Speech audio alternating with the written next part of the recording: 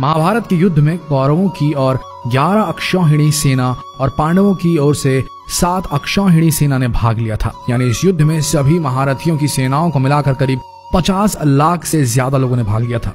लेकिन ये अब सवाल उठता है कि इतनी विशालकाय सेना के लिए युद्ध के दौरान भोजन कौन बनाता था और कैसे ये सब प्रबंध करता रहा होगा। सबसे बड़ा सवाल यह है कि जब हर दिन हजारों लोग मारे जाते थे तो शाम का खाना किस हिसाब किताब से कैसे बनता रहा होगा। सोच कर देखिए कितना मुश्किल प्रिपोजिशन है ये। दर्शकों, आइए जानते हैं आज के इस वीडियो में वो गूढ़ रहस्य कि कैसे पोषण मिलता था महाभारत के सैनिकों को। महाभारत को सही मायने में हम विश्व का प्रथम विश्व युद्ध भी कह सकते हैं, क्योंकि उस समय शायद ही कोई ऐसा राज्य था जिसने इस युद्ध में भाग न लिया। उस काल में आर्यव्रत के समस्त राजा या तो कौरव या पांडवों के पक्ष में खड़े दिख रहे थे।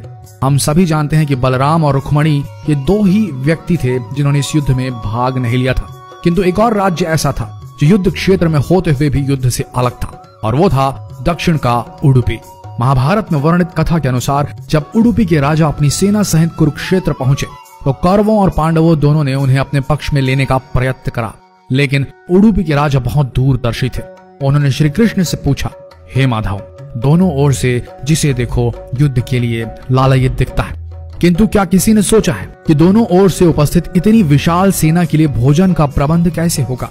इस पर श्री कृष्ण ने कहा, महाराज, आपने बिल्कुल सही सोचा है। आपके इस बात से मुझे प्रतीत होता है कि आपके पास इसकी कोई योजना है। अगर ऐसा है तो कृपया बताएं।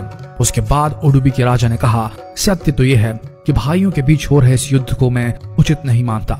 इसी कारण इस युद्ध में इच्छा मुझे नहीं है, किंतु ये युद्ध अब टाला भी नहीं जा सकता। इस कारण मेरी ये इच्छा है कि मैं अपनी पूरी सेना के साथ यहाँ उपस्थित समस्त सेनाओं के भोजन का प्रबंध करूं। इस पर श्री कृष्ण मुस्कुराते हुए बोले, महाराज, आपका विचार अति उत्तम है। इस युद्ध में लगभग 50 लाख योद्धा भाग लेंगे, और अगर आप जैसे कुशल राजा उनके भोजन के प्रबंध को देखेंगे तो हम सब उस ओर निश्चिंत रहेंगे। श्री कृष्ण ने कहा, वैसे मुझे पता है कि सागर जितनी इस विशाल सेना का भोजन प्रबंध करना आपकी और भीमसेन के अतिरिक्त किसी के लिए भी संभव नहीं है, किंतु भीमसेन इस युद्ध से विरक्त नहीं हो सकते।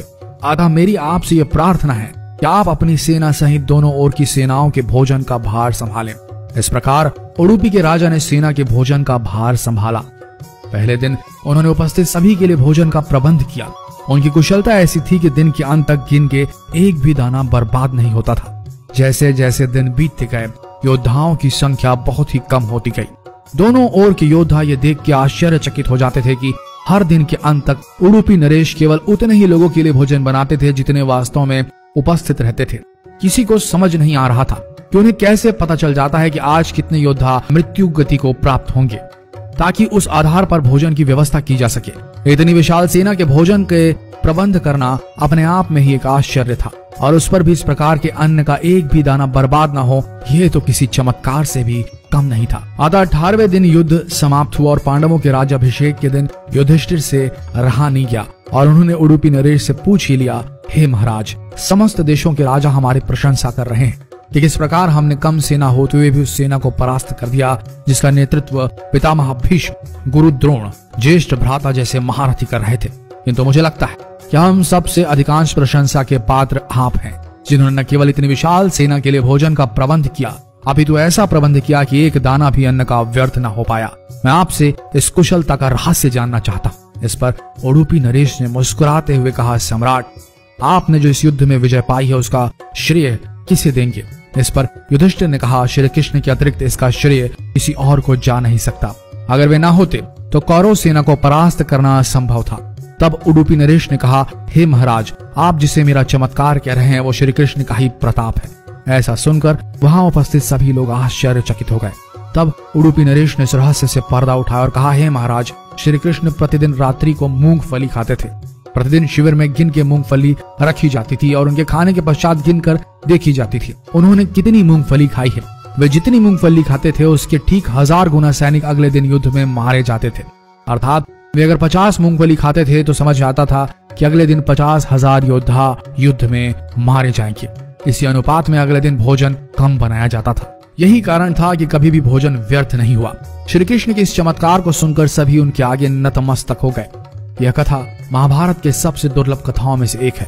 कर्नाटक के उडुपी जिले स्थित कृष्ण मठ में यह कथा हमेशा सुनाई जाती है। ऐसा माना जाता है कि इस मठ की स्थापना उडुपी के सम्राट द्वारा ही करवाई गई थी, जिसे बाद में श्री माधव आचार्य जी ने आगे बढ़ाया। तो दर्शकों, उम्मीद करते हैं कि आज की ये प्रस्तुति पसंद आई होगी आपको और आप समझ गए होंगे कि पोषण वही सही है जिसका एक दाना भी व्यर्थ न जाए।